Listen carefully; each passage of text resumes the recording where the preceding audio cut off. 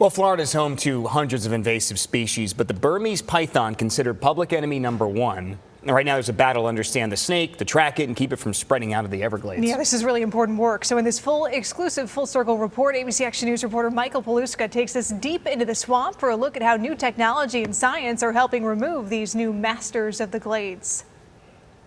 This is grass that's taller than my head. This trail has never been blazed before. In Big Cypress National Preserve on a cool morning, we followed National Park Service wildlife biologist Matthew McAllister, the faint beeps of his radio tracker guiding us through muddy fields, tall grass, and deep swamp. Here's your native.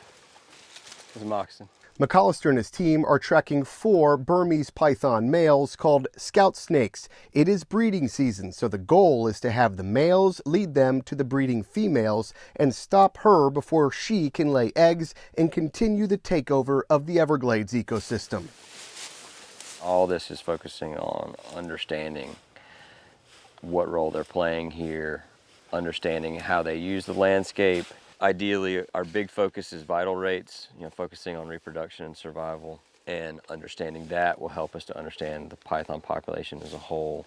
These snakes are cryptic, stealthy, and experts at camouflage. I was standing a foot away from a snake that was being tracked and could barely see it.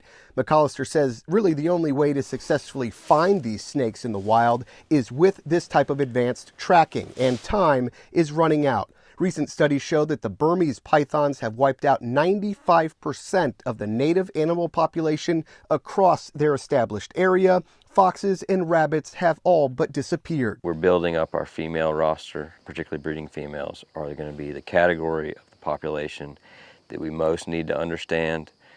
Reproductive females are what drives a population's dynamic. Burmese pythons are not good for us. They are a huge problem for us to figure out. We're just getting going. This is going to be a long situation to sort out. And what it ends up being in 50 years, we'll have to see. In the Everglades, Michael Paluska with photojournalist Reed Moeller, ABC Action News.